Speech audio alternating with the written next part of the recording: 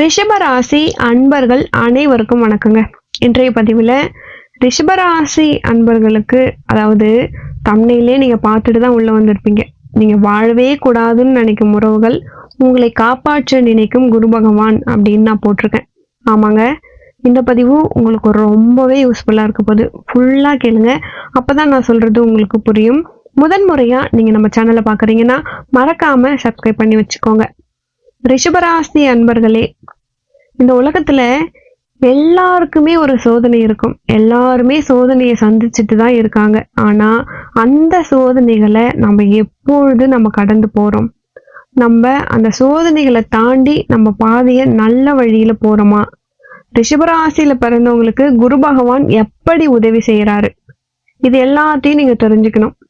ரிஷபராசி அப்படின்றது ஒரு நேரத்துல எல்லாமே, ஒரு பொருள் கிடைச்சா அது நல்லையா இருக்கணும், ஒரு தீர்வு நமக்கு வேணும்னா அந்த தீர்வு நமக்கு நல்லையா இருக்கணும் அப்படின்னு நினைக்கிற ராசி தான் ரிஷபராசி. பொதுவாவே சில நேரத்துல இவங்களுடைய உறவுகள் ரொம்பவே கஷ்டப்படுத்திடுறாங்க. அதுலயும் இவங்களை பொறுத்த வரைக்கும் எப்படின்னா, இவங்க ஏன் என்னை புரிஞ்சிக்கவே இல்லை, ஏன் என்னை விட்டுட்டு போனாங்க அப்படின்னு நினைச்சு சோகத்தை இவங்களே வர வச்சுக்கிறாங்க. நான் எப்படி இவங்க இல்லாம வாழ போறேன், நான் எப்படி சமாளிக்க போறேன் அப்படின்றதுதான் இந்த ரிஷபராசி என்பவர்களுக்கு ஒரு பெரிய சவாலாகவே இருக்கு. ஆனா நீங்க நினைச்சீங்கன்னா நிறைய இடத்துல உங்களால முன்னேற முடியும். முன்னேறணும்னு நீங்க நினைக்கிறீங்க, ஆனா உங்களை புரிஞ்சுக்காம நிறைய கஷ்டங்கள் உங்களுக்கு கொடுக்குறாங்க அதனால நீங்க தோத்து போயிட்டீங்க. இந்த சோகத்தையும் இந்த மன அழுத்தத்தையும் தான் நீங்க மனசுலயே வச்சு ஒரு தளர்ச்சி நிலைக்கே போயிடுறீங்க. ரிஷபராசி அன்பர்களே, ஏன் இதை நீங்க மண்டையில ஏத்திக்கிறீங்க? உங்களை ஒருத்தவங்க ஒதுக்குறாங்களா, நல்லது நீ வரப்போ வா அப்படின்னு சொல்லிட்டு உங்க வேலையில நீங்க ஜெயிக்கிறது தானே பார்க்கணும். இப்போ இந்த நேரத்துல உங்களுக்கு குரு பகவான் முன் உதவுறாருன்னு சொன்னா அது எவ்வளோ பெரிய பாக்கியம். குரு பகவான் உங்க மனசுல இருக்க சோகத்தை எல்லாமே தீர்த்து உங்க மனசை ஒரு அமைதிக்கு கொடுக்க போறாரு அப்படின்னா அது எவ்வளோ பெரிய சந்தோஷம். குரு பகவான் உங்க கூட இருக்காருன்னு சொன்னாலே உங்களை ஒரு நல்ல வழியில, ஒரு நல்ல பாதையில நடத்துறாரு அப்படின்னு தான் அர்த்தம். உங்களுடைய எல்லா சோதனைகளையும் உங்களால கடக்க முடியும் அப்படின்றதுதான் அர்த்தம். நம்பிக்கையோட சொல்ற, ஃபுல்லா கேளுங்க. குரு பகவான் கிரகத்திலே ஒரு சக்தி வாய்ந்த கிரகமா இருக்காரு.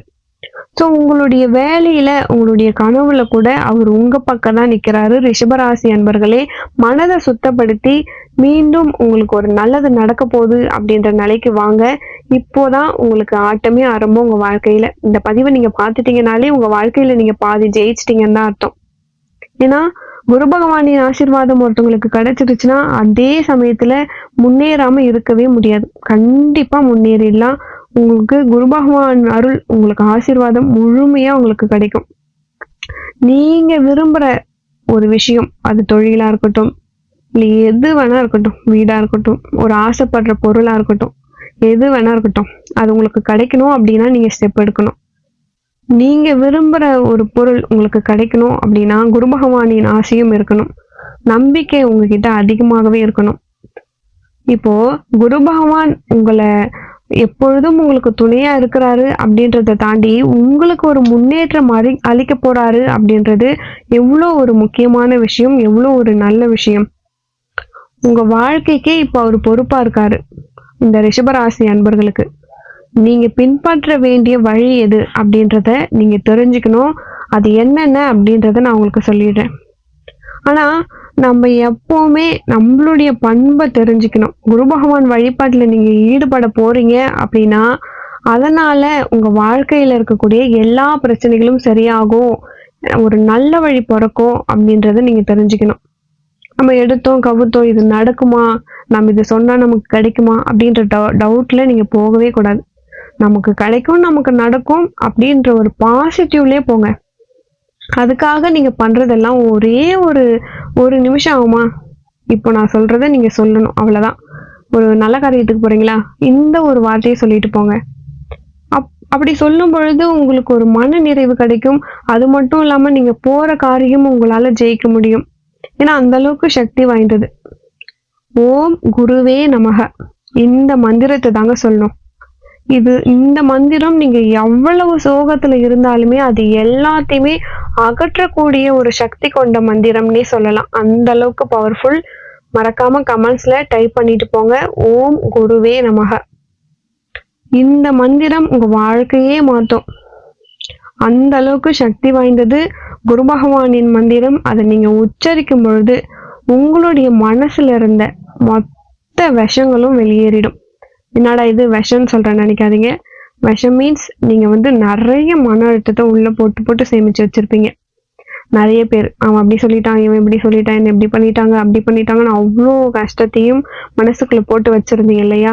அது எல்லாமே ஃபுல்லா வெளியேறிட்டு உங்களுடைய உண்மையான பாதையில உங்களால போக முடியும்.